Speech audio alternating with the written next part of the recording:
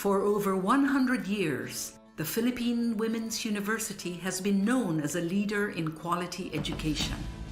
In 1934, PWU moved into its main campus on Taft Avenue, and since the 1970s has been co-educational.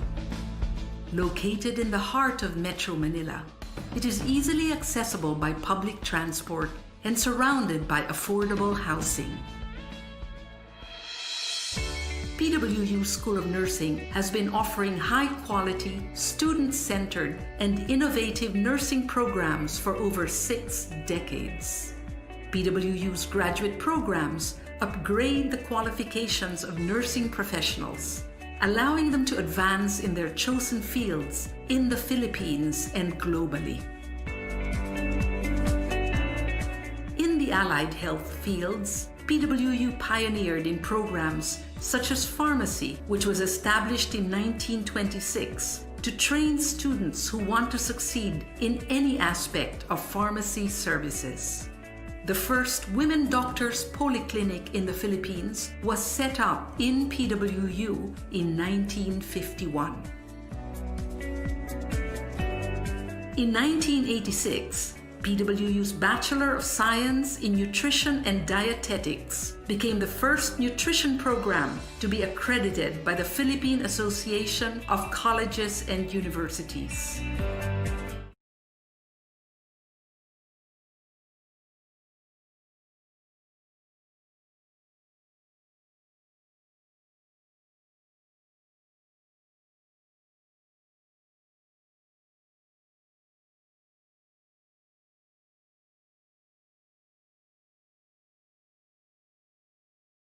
Written already your entire module because it is supposed to be summative.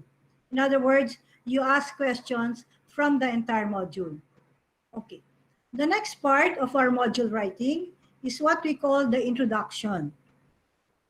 Here, the writer gives a general overview of the learning, of the concept or idea to be studied, leading to why the learners should learn it.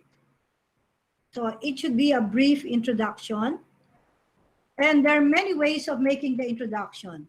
The first one, you can start by connecting the previous lesson. So assuming that it is a lesson where it has a connection in the past module, then you can start by connecting it to your previous lesson. Number two, you can also make an introduction by presenting the environment, by presenting the issues involved, or what are the latest developments related to your current module. So just, draw it out. Usually it is deductive in nature. Okay. Next one is, you can start with a significant question, or you can begin with a story, a quotation, a poetry, a riddle, especially for kids, and audio, a video leading to the concept or idea. And it can be introduced by using pictures and illustrations. But make sure that your introduction is attention-catching. So all of these modes of preparing your introduction will challenge you to be more creative in trying to generate the interest of your students. Now, part 3 of the module writing is actually writing your learning outcomes. So what are learning outcomes? They are supposed to be a set of statements that indicate what students should have achieved by the time they have completed a particular study session. Those who belong to the old school, before CHED started to use learning outcomes, we call this learning objectives. Okay, but now CHED has coined another name and we call it learning outcomes. Okay. Now, in writing your learning outcomes, write down what the learners will expect to gain in learning or studying the concepts Number 2, specify what are the competencies, skills, what are the attitudes and behaviors to be acquired, and including cognitive, affective, and psychomotor learning outcomes. Okay, and I said that is nothing new because all you have to do is refer to Bloom's taxonomy of objectives, where you start from remembering, understanding, applying, analyzing, which is now heavy in our discussions, and then of course evaluating and creating.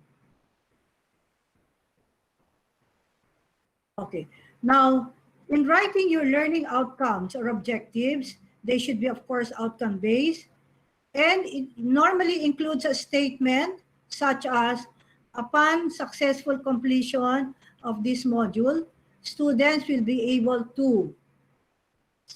Okay. Now, module objectives must include the actions, performance criteria, and conditions of what the student will be able to do. And of course, you use verbs, okay, because they demonstrate a measurable outcome. Place the verb at the beginning of the objective. Okay, some examples are define, repeat, list, recall, relate, okay, underline, describe, illustrate, analyze, compare, negate, or criticize, critique. So there are many ways of writing your learning outcomes. But however, it is preferable and recommended that we stress critical thinking activities. So we go to the higher order of Bloom's taxonomy of objectives. Okay, learning outcomes explain briefly how the knowledge will be shown. So example, define in writing the influence of Bauhaus movement on the design of contemporary building. So it is not rote memory. Most of the time, it is more of critical thinking. Okay, the objectives must relate to the concept and language, to both the course description and the concepts listed in the outline of topics on the course syllabus. And you need to be concise and complete. If you write 10 objectives, there are too many. But if you only write one objective, it is not enough. So I guess given your expertise in your particular field, then you will be able now to determine how many objectives will you write. Again, it is also dependent on the content of your module. Okay, part 4 now is what we call the teaching approach. The teaching approach is supposed to be multivaried approach to learning and practice, and it consists of modular activities that may include basic learning and other enrichment activities.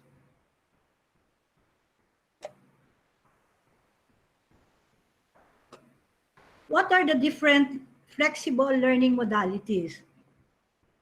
There are many flexible learning modalities.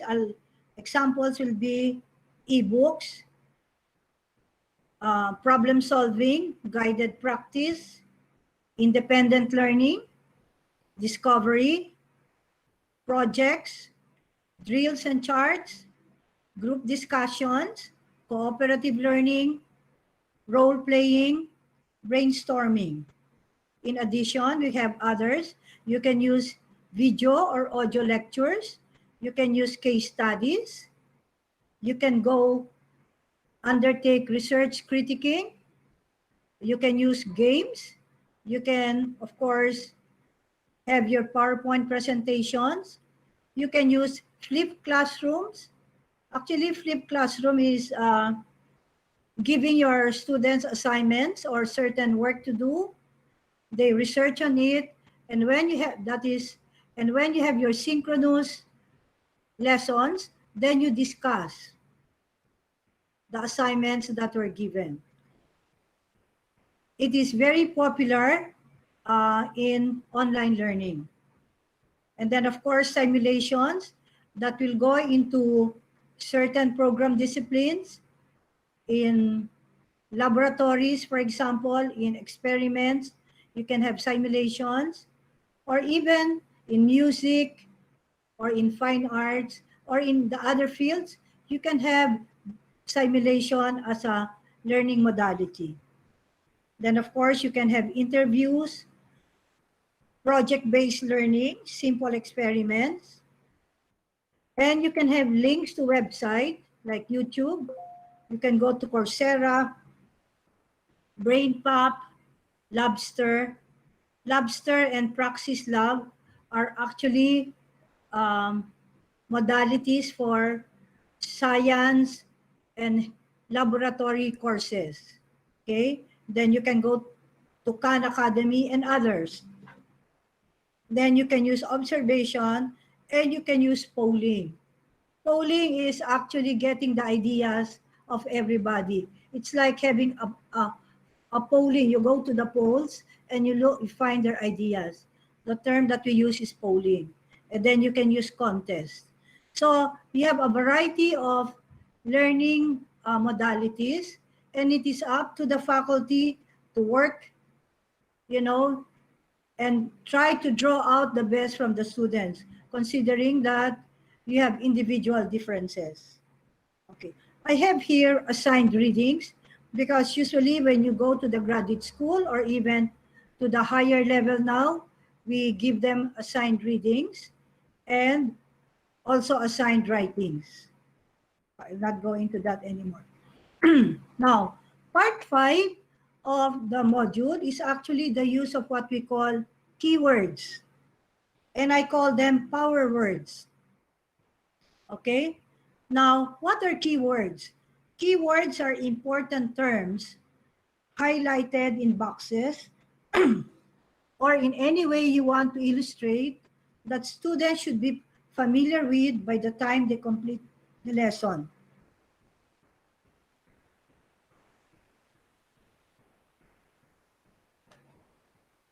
And why do we do this? Because the students can often feel overwhelmed by the number of ideas, concepts, and principles that they encounter in a session. The highlight points are words and concepts that they really need to focus on and understand by the end of the study session. Okay, part 6. Part 6 of the module is actually formative assessment. By the way, part 4, which is the teaching proper, is it is the longest in your module, because that is already your lesson proper. Okay. Now, however, when you make your lessons, you need also to do some form of assessment. Now, how do you define formative assessment? Formative assessment will be regular assessments that you give to your students. So that is formative. Okay, from time to time, you want to check the progress of your students, then you give formative assessments. Okay, now, they evaluate the learner's ongoing learning, monitors the learner's progress toward a learning goal or objective, provides information on what to improve and responds correspondingly to the learner's academic needs. So sometimes you feel that you want to know more of what they have learned and what they have failed to learn, then you give them regular formative assessments. Okay? So this one, it should be given regularly. Now, what are the different methods of assessing? Okay? Of course, we're all very familiar with examinations or quizzes, but oftentimes rubrics are more detailed, so that once you have a rubric, you'll be able to identify what are the weaknesses of the student, That is the beauty of rubrics. Number two is you can have in-class activities. You can have your classroom assessment techniques. You can have non-graded quizzes. You can have your research paper. You can assess them through your reflection and reaction papers, class discussion, 1-minute paper, classroom assessment techniques, again, polling the class, portfolios, dossiers, application exercises, oral defenses, interviews, and laboratory and studio projects. Okay. Now, I will not go now into the test because I think we know that. Okay, about essay test and objective test. I'd like to go now to part 7. Part 7 is actually the summary. So what is the summary of your module?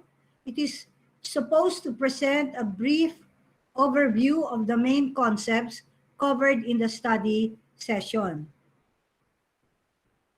It brings together and recaps the key ideas and concepts from the different parts of the study session. It's like recapitulating now your lesson. You try to recapitulate your lesson, summarize it. And normally in a module, that can be only a 1-pager. Okay? Okay, so let's now go to the post-test. So if you have a pre-test or a readiness test, then the module has what we call a post-test. Now, what is a post-test? It is again an evaluation measure intended to test similar skills that were given in the pre-test and also to measure new skills learned. In other words, it is actually a quote-unquote, a redundant test. Because you gave the readiness test, you are now giving the post-test, which is actually about the content of the module. Now, should it be multiple choice? Not necessarily, but there should be an alignment. Whatever you ask in the pre-test, you should be giving it in the post-test. And in addition, if you need to ask new learnings, then you ask them. So that is now your post-test. So the test items are parallel to those in the pre-test and are used to assess whether the learning objectives of the modules have been achieved. So it is now your actually after the module, you summarize it and you have now your post-test. Okay. Now, in many modules, they have what you call part 9, which is the feedback. What is actually the feedback? In distance learning, the feedback to self-evaluation gives immediately the answers. So when they get the post-test, the next page is actually the feedback. Okay? So why? Because the learner will immediately get to know whether they were able to answer the questions in the post-test. Okay? So that they can compare at once the responses with those in the feedback. In e-learning, the teacher provides the feedback. And actually, this is in the form of answer keys. Okay? So, while you have the post-test, of course, there is a danger for the student to look at the answer key or the answer sheet. Okay? But some usually provide that so that you can, what? You can make the student feel that, find out how they fared in the discussion in learning the modules. So that is the answer key actually, which we call part 9. Okay? Now, if you have a number of lessons together, okay, in a module, then sometimes you may want to include what you call a summary test. So what is a summary test? From the word summative. So it is not the same as the formative assessment. It is now a summative test. Okay? And generally, it is administered at the end of a unit or a course. And the goal is to measure mastery of set learning outcomes as compared against a standard or a benchmark. Okay, examples of summative assessments are units or chapter tests, final exams, or board exams. Now, in giving your summative test, oftentimes you will have to choose whether you're using norm reference criterion or uh, criterion reference, norm reference and criterion reference. Okay, the norm reference is a grading system where you now do some form of transmutation. But for board exams, oftentimes, they do not allow that, and they just say it is criterion reference. Okay? So, again, it depends on how you would, depends on, of course, the program that you are in. If it is a board case, I think you up your criterion for that. But for other subjects, maybe you would want to have some form of transmutation. Okay, let's now go to part 11. Part 11 is actually the last part of the module, and I call it the post-module instruction. This is the last part of the module where the learners are given instructions or made to undertake certain activities in preparation for the next module. So it's like you are now leading your student to the next topic. So that is now the post-module instruction. Okay? So those are the different parts of module writing.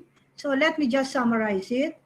The first one is the student takes the readiness test to see what he already knows.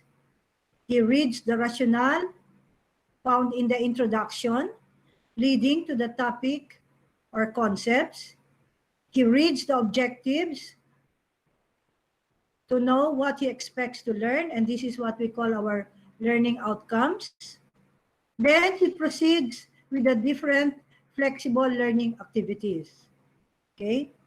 Then, the student will have to have reminders in the form of keywords. So once you have prepared the modules, then you try to find out what are the most important concepts. Then you can put it in a box. You can highlight it. You can have, I do not know how you'll make it attractive so that it catches the attention of your students, because these are important terms or important concepts, important theories, or important statements that you really have, you want your students to remember. Then, of course, while taking the module, then the teacher gives formative assessments to gauge the progress of the student. Then, once the module has been completed, then the teacher will have to prepare a summary of what has been discussed in that particular module. As I said, it does not have to be long, just one pager where you put all the important points in the summary page. Then, after that, you prepare what you call another self-test, which is called the post-test now. And so that the student will know how they fared, then you can prepare your answer key. It's like in the board exams, when you're given the exam, we expect our students to have the answer so that they can compare how they fared. I think in other courses, you call it rationalizing. They look at your, they look at the answer key vis-a-vis the answers that they gave. Okay? Okay. So finally, at the end of the module, he can take a mastery test or what we call a summary test. And the last one is introduce now the student to the next lesson. And that is your part 11. Okay. Now, once you're able to do that, I want to say we are now ready to write our own modules. Okay.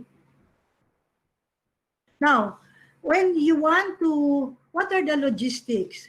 What are the things that are important in module writing? Okay. The first one that I'd like you to consider will be, look at the topic. Does it run for 1 year, especially for basic education? They have 1-year courses, or are they semestral, or are they trimester? So again, if you go to the logistics in your module writing, it will be dependent on the nature of your school, a form of offering of classes. Whether you go trimester, you go semester, or it's a 1-year course. Okay. Number 2, having determined that, then you divide the entire resource learning unit or your course syllabus. You can have from 4 to 7 modules, depending again on what we said, your time frame, whether it's trimester, semester, or annual. So ideally, it should go from 4 modules to 7 modules. Sometimes more than 7 modules will be too long for a certain course, especially when you go to trimester. Ideally, you can just go as far as 4 or 5 modules. Okay? Now, but per module, then you should have from 5 to 8 lectures. Because in one module, you can have how many lessons? You can have 5 lessons. Normally, these 5 lessons may be too long, So just 5 lessons, or if there are not too much lessons, then you can have 4 lessons. 4 lessons per module. So let's say if you have 5 modules and you have 4 lessons, that means you have already 20 lessons. So again, you have to do some some analyzing and some deliberate study how you would plan your modules, depending on whether one module is also 1 lecture. But normally, a module will have at least like 2 lessons or 3 lessons. But again, depends on the lesson or the topic that you are preparing for. Okay. So what will be the format of a module? The first one will be your title.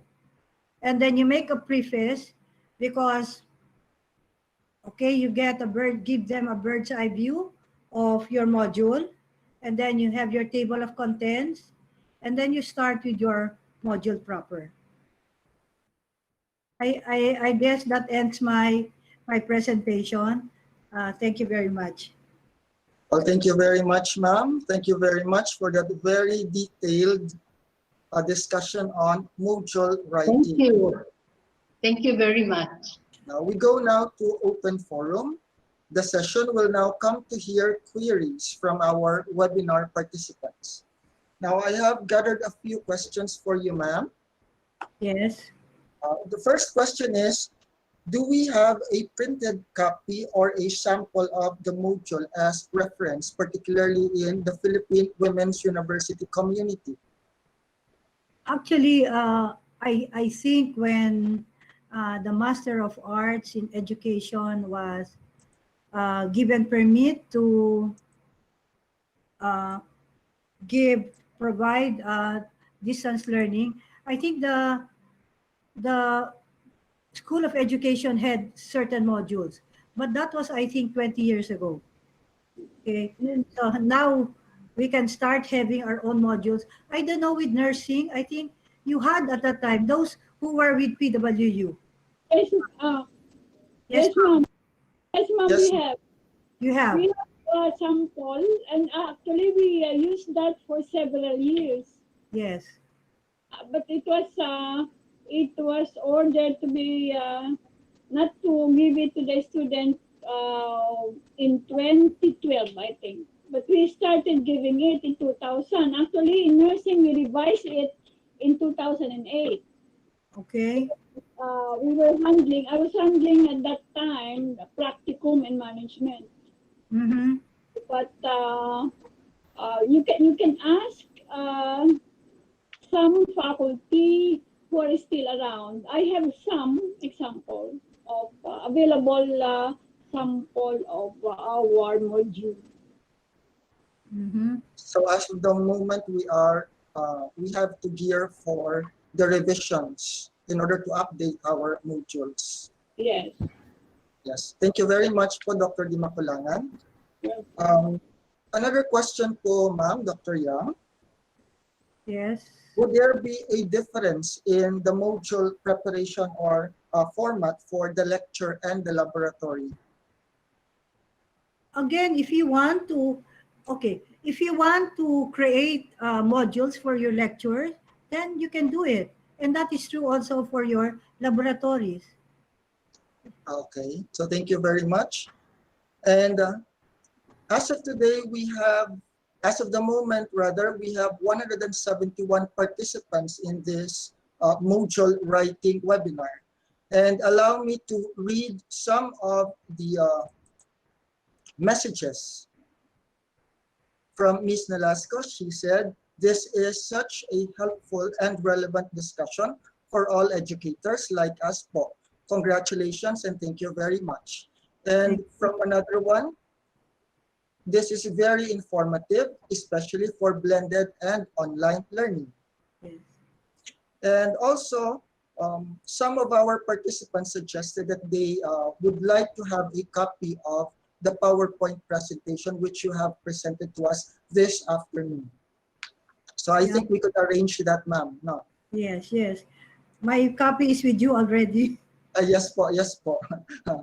Again, pardon me for interrupting you earlier. And thank you very much, Sir Mike, for presenting the materials of Dr. Yang. So I guess that's all. We need to proceed. Thank you very much, Dr. Yang. Yeah, thank you too. So listening to our resource speaker and the discussion may have an impact on us in various ways and may entirely influence our perspectives. To give us a synthesis of the talk, please welcome the program chair of the School of Pharmacy, Mr. Mark Harvey Adamson. Thank you, Sir Sherwin. And first of all, I would like to thank the participants and most especially our beloved Senior Vice President for Academic Affairs, Dr. Felina Yang, for that very informative module writing. Dr. Yang discussed about the different types of the distance learning, the difference of distance learning and the online learning, and also the meaning of modular distance learning. And Dr. Yang also talked about the different parts of module, the readiness test, the introduction, the learning outcomes, and using Bloom's taxonomy, the teaching approaches through flexible learning modalities, the keywords, the formative assessment, the summary, the post-test, the feedback, the summary test, the post-modular instruction, and most especially the logistics in module writing and the format of module. As we all know, this webinar is really important to all of us in facing the new normal in our own institution, and we hope as a member of Allied Health Sciences that you learn from the seminar that we've conducted. Thank you. Thank you, Sir Harvey. So I really hope that we have learned something today, especially the format and the details of what we need to write about. To properly wrap things up, let us usher in the Dean of the School of Nursing. Ladies and gentlemen, please welcome Dr. Minerva Diala. Thank you, sir. to Mr. Marco Alfredo Benitez, our University President, Dr. Filina Yang, our Chancellor, the Deans, Program Chairs, participants, good afternoon. Today we heard a comprehensive talk on module writing by our dear Chancellor, Dr. Yang. Thank you, Ma'am, for the insightful talk that you provided us, the knowledge of the fundamental concept of module writing. This is essentially relevant to us educators to come up our module for our own respective programs and courses. In this manner, we believe that this will enable us to enrich our educational resources to support continuity of teaching and learning activities during this COVID-19 pandemic situation. Let me conclude this activity with sincere words of gratitude to the participants. Thank you for joining this webinar. To the organizers, the Health Cluster team, headed by Dr. Nini Lim as the chair of this webinar, and of course to our ICT team for their technological support. Thank you and have a blessed day, everyone. Thank you very much po, Dr. Diala. Thank you, Before we conclude, allow me to acknowledge the working committees behind this webinar. Can we show the slide, sir?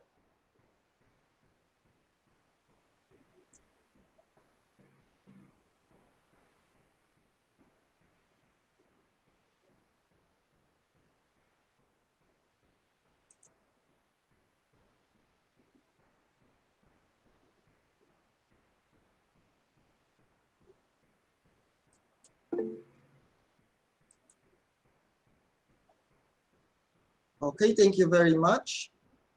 This Allied Health Sciences Cluster third webinar for module writing is chaired by none other than Dr. Nini F. Lim of the School of Medical Technology, co-chaired by Dr. Minerva Diala and Ms.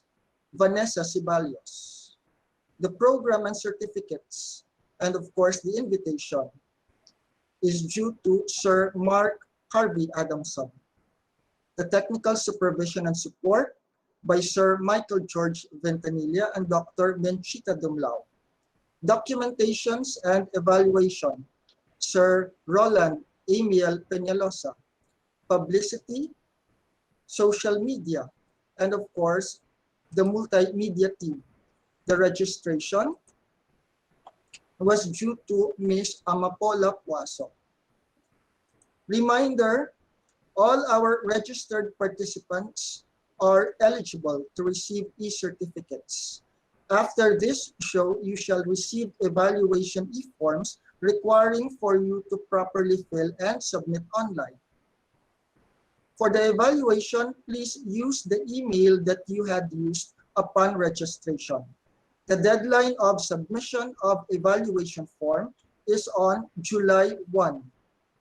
E-certificates will be released on or before July 8.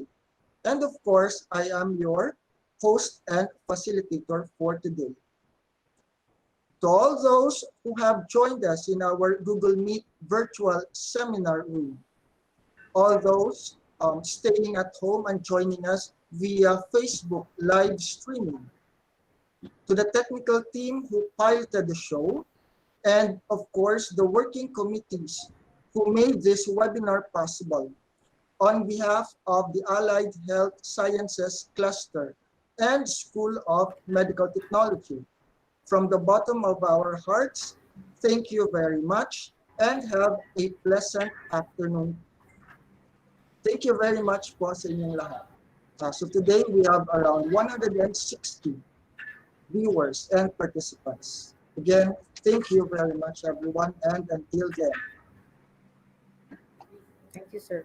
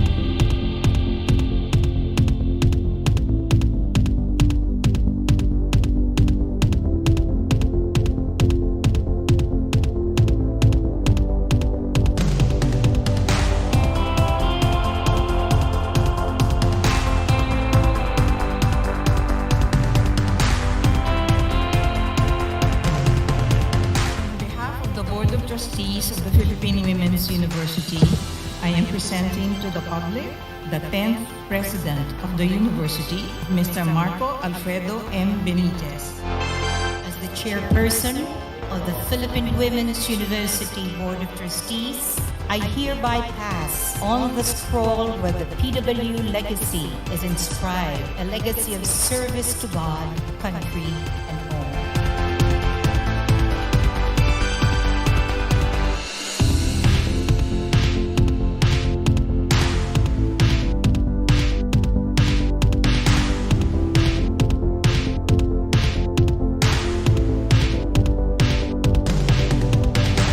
We gathered here today to install PWU's 10th president at the same time that we close the university's centennial year and renew our journey to the next 100 years.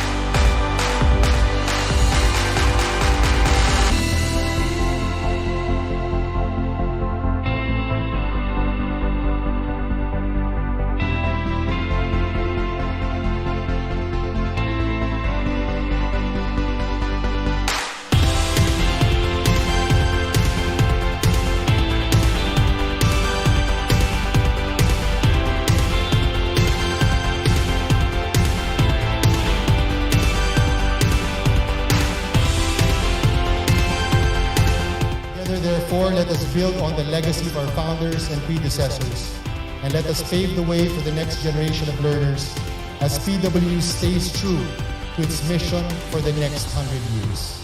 Thank you and mabuhay po tayong lahat.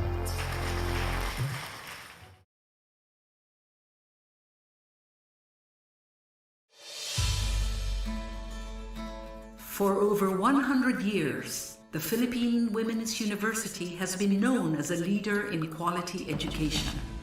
In 1934, PWU moved into its main campus on Taft Avenue, and since the 1970s has been co-educational. Located in the heart of Metro Manila, it is easily accessible by public transport and surrounded by affordable housing. PWU School of Nursing has been offering high-quality, student-centered, and innovative nursing programs for over 6 decades. PWU's graduate programs upgrade the qualifications of nursing professionals, allowing them to advance in their chosen fields in the Philippines and globally. In the allied health fields, PWU pioneered in programs such as pharmacy, which was established in 1926 to train students who want to succeed in any aspect of pharmacy services. The first women doctors polyclinic in the Philippines was set up in PWU in 1951. In 1986, PWU's Bachelor of Science in Nutrition and Dietetics became the first nutrition program to be accredited by the Philippine Association of Colleges and Universities. PWU was also the first educational institution in the Philippines to focus on the prevention of acute illnesses and chronic diseases through its Master of Science in Clinical Nutrition program taught jointly with the St. Luke's Medical Center.